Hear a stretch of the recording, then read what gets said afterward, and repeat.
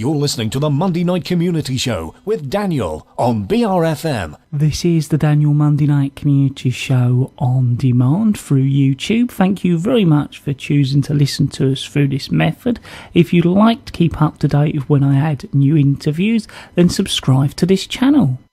We're now going to be talking to Paul from the Sittingbourne Kemsley Railway on the phone. Paul, as always, it's great to catch up with you and talk to you. Hello, Daniel. It's always good to be on. So I was hoping you could let our listeners know how things have been going over the season since we last spoke. Yeah, so we had a pretty good season. We've had quite a bit of excitement, not least of which was the holiday that Steam Locomotive Superb had, which was a trip to the Welshpool Railway in North Wales, where she operated trains over their gala weekend at the beginning of September. And made a really good impression with the Welshpool Railway, which was good. They came back on a low loader back to Sittingbourne, back to Kemsley, really, and was put back on the track, but is now the other way round. So for the first time in almost 50 years, is running with the chimney pointing towards Sittingbourne, which we hope will make her a little bit more reliable, because it turns out that they ran them that way for a reason. Well, I was going to ask that. How did she become to be the wrong way round? So apparently it goes right back to the earlier days of the railway being set up, sort of 1969, 1970. And they thought it would be fun to have some point in one way and some point in the other way, which is great for photos, and it makes it a bit interesting. But it turns out that also it doesn't work so well coming up Sittingbourne. So what else has been happening? So our end of season gala weekend this year, we changed things a little bit. So we put the marquee in a different place just to see if it makes a difference, because we always have a marquee, but it's quite often difficult to get people to come into it and have a look round. So we put it in the way, as it were, so between the platform and the refreshment room, the Footplate Cafe. Just to see if people would come in and have a look round. And in the marquee, we had a selection of photographs of Superb's holiday, and we had Bow Walters models, who make garden railway-sized models of our coaches and wagons, and soon locos. And then we also had a little bar in there, which was the Paper Mill pub. They're a micro pub, and they had a micro beer tent. And it was all very popular, which was really good. And we had a traction engine as well, or technically it's a steamroller, rolling around. That was very popular too. So based on that, we know which way to go in future for these events, because by putting the marquee in the right place, it's amazing how many people did venture in and have a look around in the chat. So how's the restoration of one of the engines going? I think you were talking about how people could buy a steam tube to help with its restoration. I was wondering how that was going. Oh, okay. So that is Steam Locomotive Premier. So That's one right. of the first two, 1905 built, and arrived at the railway in 1905. So it's Leader and Premier were the first two. Premier was stripped down several years ago, stripped right down to virtually nothing, just to the bare frames. And the boiler was sent off to the North Norfolk Railway, where it's being completely retubed and sort of renovated. So at the moment, they are building a new firebox, which is no easy task. And that's obviously where the coal goes in and is on fire. The tubes have been replaced, so all the tubes are done. So the tubes draw the smoke and the embers and the heat through the boiler, which heats up the water, and then the water turns to steam, and the steam is used to power the engine. So there's two ends to a boiler. You have the firebox end, which is the end that's being rebuilt at the moment, and then you've got a smoke box end at the other end, which is obviously where the smoke comes out and then goes up through the chimney. So the tubes, as I say, have all been paid for now, so that's absolutely brilliant. But now we are raising money for these funny little, they're like double-ended bolts, and they're called stays. And what they do is you have hundreds of these things around the firebox and around the boiler. And they hold either the skin of the locomotive, the outside skin of the boiler, or between the two sections of the firebox. They hold them apart. And that stops the metal from warping, and it also provides extra strength to both the firebox and the boiler, so they don't explode, or certainly the boiler, because it's under a lot of pressure. The only way to get in to do some of the work that we've done, so sorting out the tubes and doing some of the work on the firebox, has meant that we had to cut them all off. So that's why we've got this sponsor a tube deal going on at the moment. I got that one. And that's why we've got a sponsor, a stay, or as I like to call it, a premier stay, because technically that's what they are, but it does sound a little bit like a hotel chain. So there's about 215 stays, and they're custom made for the locomotive. So sponsorship is £25 per stay. And there's information on this on our website, which in this case is www.sklr.net/premier, and that's PREMIER. When you're on there, you can actually see some of the pictures of what's been going on, and it's quite interesting. But when the locomotive's finished, which will probably be another year or two, it will be in as near to as built condition as we can get it, which from a visual point of view means no cab roof to speak of. I think it has a tiny bit of cab roof, but not much, and it's going to be quite drafty. There's the side walkway on either side of the engine that we have on, say, Leader, which is the modernised version. That it doesn't have that. So when they go to put water in the water tank, which sits on top of the boiler, I'm assuming they're going to have to get a ladder, because there's no other way of getting to it. So it's going to be absolutely fascinating when it's complete. And as I say, we've got this fundraiser going on at the moment, the Premier Stay campaign, and at £25 a stay, and we're just plod along with that until we've got all 215 stays, and then work on the next bit. We're not quite halfway through the project, but we're certainly heading there now with the new firebox being built. And then the next phase will be, once the boiler is complete at Norfolk Railway, we'll have to transport it all the way back to Kemsley Down, where all the rest of the work goes on. So that's the only bit that's outside of the railway, and the rest of it is in bits in the engine shed and sort of in store. And then hopefully, as I say, in a couple of years' time, we'll have a loco to play with. And is that the first rail steam engine that you've restored to this sort of extent at the railway? It's certainly the first one that we've backdated, but it's not the first one that we've rebuilt. So steam locomotive Melia took about 25 years and is one of the locos that's currently in operation. Steam locomotive Leader, the red one, that one took about 20 odd years as well. So we're not the quickest, but we do a good job when we do it. I think Superb's had overhauls. I'm not sure she's had a complete rebuild, but certainly Melia and Leader have. And Triumph is currently out of service, but that will be due the boiler overhaul, but not a complete rebuild, all going well. But yeah, we do them, but as I say, we're not the fastest around. But it's always nice to see when they're done. Oh, it's amazing, yeah.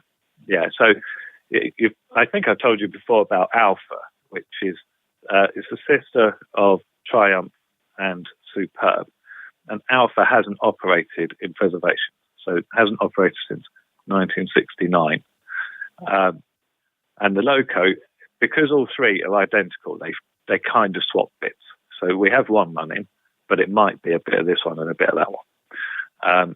And what we're trying to do is restore the actual bodywork of Alpha now, so that she's respectable. We can take lots of photos, and then we're going to do a big fundraiser for the next decade. So in the 2020s, we would like to be rebuilding Alpha properly, giving her a complete overhaul from the wheels up, and that will obviously cost a lot of money. We've worked out about £500,000, I think.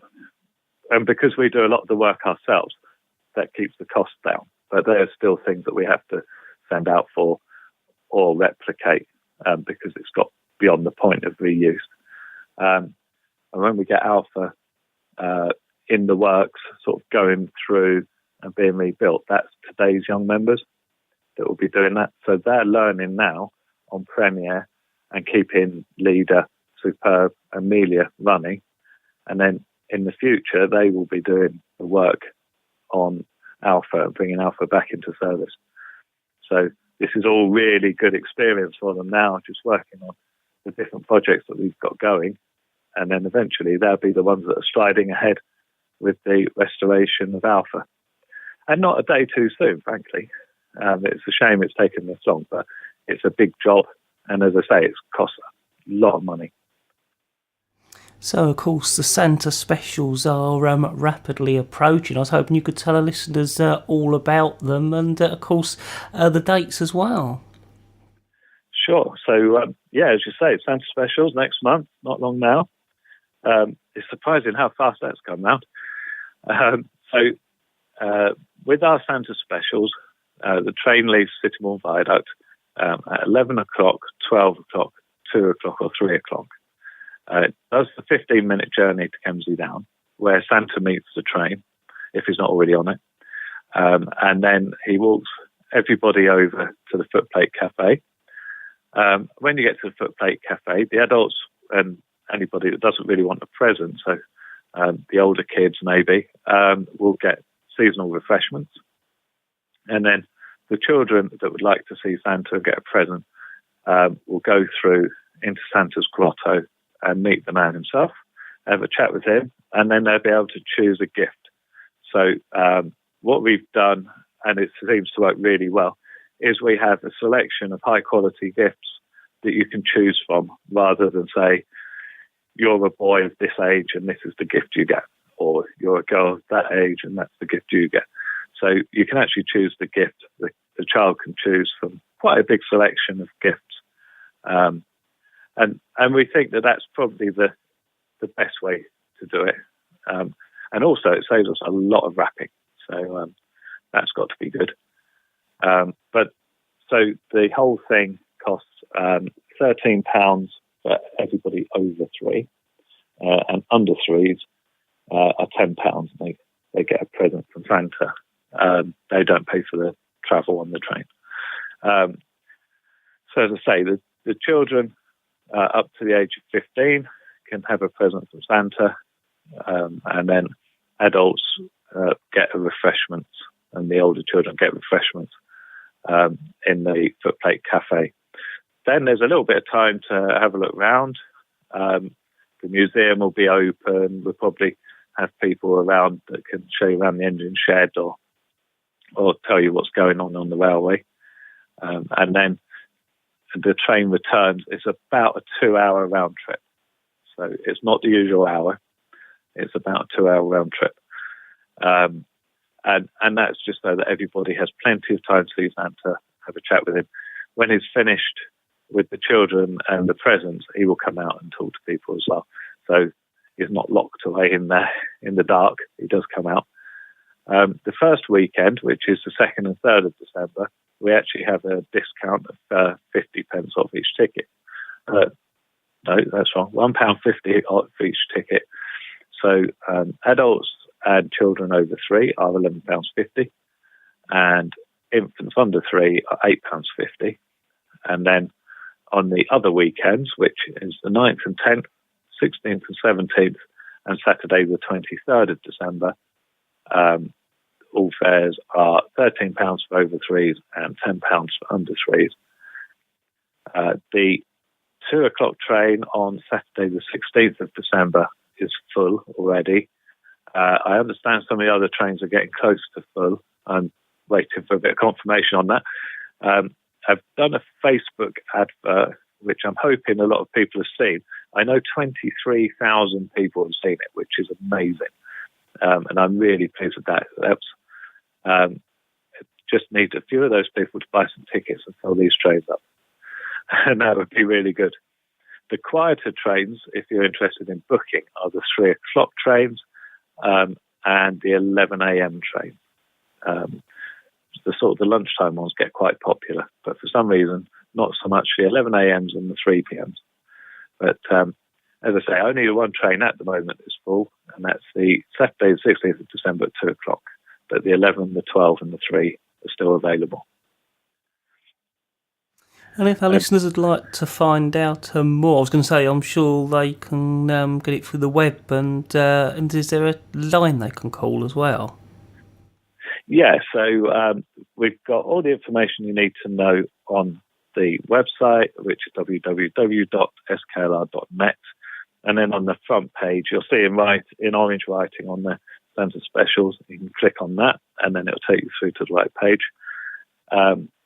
Or you can phone 01795 428 269, and Alan, who's our booking office manager, will arrange everything. So, Paul, what about next year? Well, next year we are opening at the usual time, which is Good Friday. So that's the 30th of March next year. We've got the 4 days of steam from the 30th of March to the 2nd of April, which is all the Easter weekend. And then we settle down into more leisurely Sundays, 1 till 4 p.m. Throughout the rest of the summer until the end of September. And we've got special events, particularly on bank holidays. So the 6th and 7th of May will be Jack the Station Cat weekend. 27th and 28th of May will be Teddy Bear's Picnic. We're going to hold that over 2 days this year, which will be really good. Last year we only did one. We're going to open on Wednesday the 30th of May as well, which is unusual for us. We normally only open on Wednesdays in August for the school holidays. Well, that's half term, so we thought we'd give it a go. So if you're a bit bored and trying to find something to do in half term, you can come down the railway for a cup of tea. Our Steam and Beer Festival, the big one, is on the 7th and 8th of July. And then, as I say, on Wednesdays in August, and there's 5 of those this year, we will be open from 1 till 4 p.m. And then on Sundays in August, we're open from 11 a.m. until 4 p.m. And we've got either the engine visiting again on the 26th and 27th of August, which is the bank holiday weekend. Then the last event of the season, is the 22nd and 23rd. No, that's completely wrong. The last event of the season is on the 29th and 30th of September, which is our end of season gala weekend. So hopefully we've learned a few more lessons by then, and we'll have a few more people turning up for that. So we hope to have a really good season next year. And then that is the last one before our 50th anniversary. So 2019, hope to have even more stuff. We'll hope to resurrect some events that we haven't had for many years, and do something special for the anniversary of the handover, the 1969 handover. So something to look out for, but that's a little while away yet. So, Paul, just to refresh our listeners, the dates of the Santa specials. So the Santa specials are on the weekends leading up to Christmas. So that's the 2nd and 3rd, the 9th and 10th, 16th and 17th, and Saturday the 23rd. There'll be no trains running on Christmas Eve. That's how our volunteers can enjoy Christmas. The booking number is 01795 428 269. And everything I've told you is available on www.sklr.net. Paul, as always, I'd like to thank you very much for taking the time out to talk to us once again here at the Daniel Monday Night Community Show on BRFM Bridge Radio. Thank you, Daniel, and I'd like to wish everyone, and I know you're not going to like it, a happy Christmas. I know it's a bit early, but I probably won't speak to you again. So, happy Christmas, everyone, and I'll speak to you in the new year. And you, Paul, have a good Christmas as well. Thank you.